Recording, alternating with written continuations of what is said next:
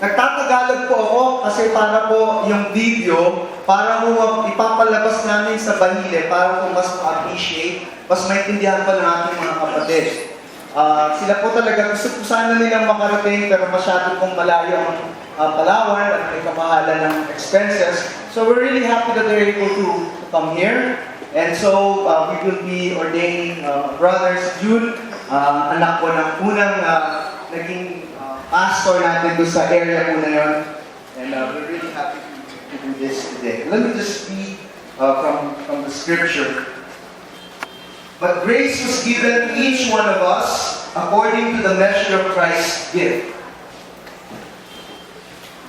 Therefore it says, when he ascended on high, he led a host of captives and he gave gifts to men, saying, he ascended. What does it mean but that he had also descended into the lower regions of the earth? He who descended is the one who is also ascended far above all the heavens, that he might fill all things.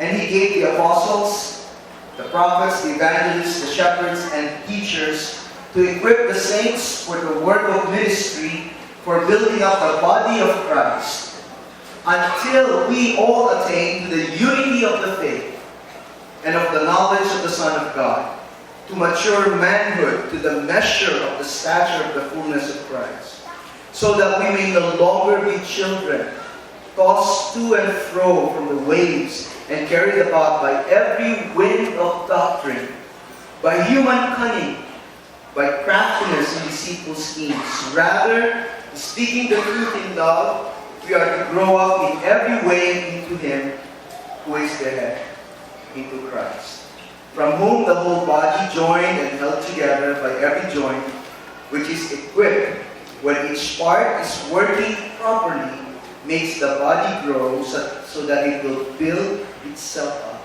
in love.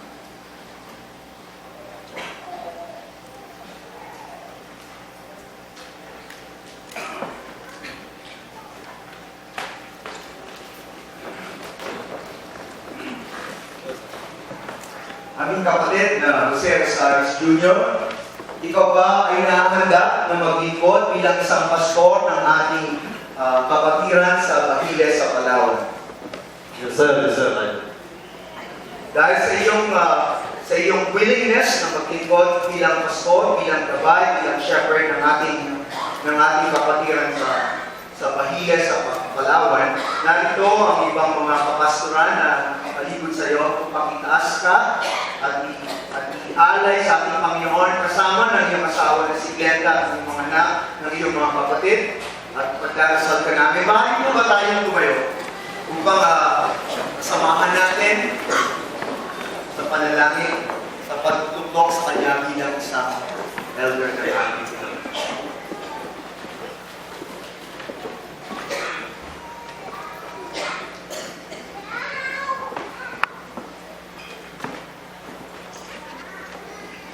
sa gitna po ng at napapaliputan ng mga kapastoran dito po sa Metro Manila, dito po sa Entablado ngayon, nasasaksihan po ng daang-daang mga miyembro ng aming kapatiran sa Grace Communion International.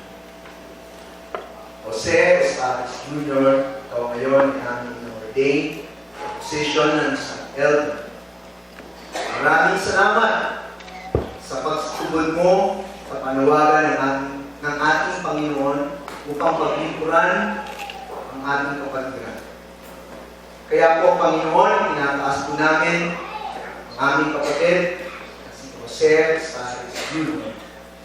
Ang pangalan na ibinigay mo, ang Rosaris na binigay mo sa kanila, Panginoon, ay nagsisimbolo po para sa marami sa kapatiran sa Palawan. Ang pangalan na ginamit mo upang makilala ka, Jesus.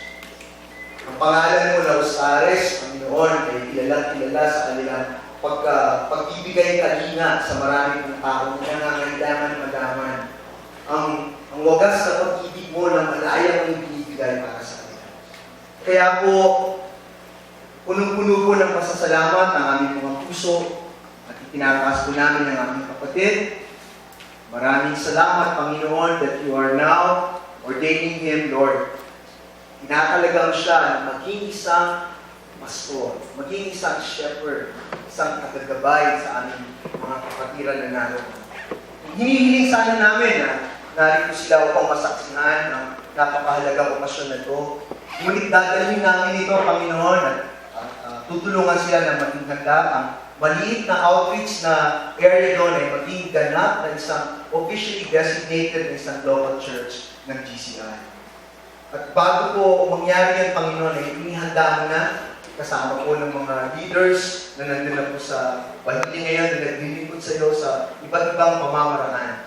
At Father, sa umaga nito, ay tinataas namin ang aming kapatid para sa iyong magbabasbas. Samahan mo po siya, Panginoon, gawaran po siya ng kalakasan na kakailanganin niya upang papagtagumpayan na niya sa pamamagitan po Jesus. Ang mga pagsubok, ang mga kahirapan, ang discouragement, Panginoon, na may pagkakataon po na nararamdaman namin ang kapaguran.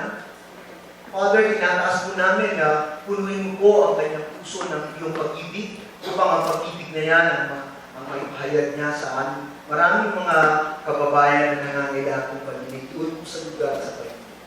Maraming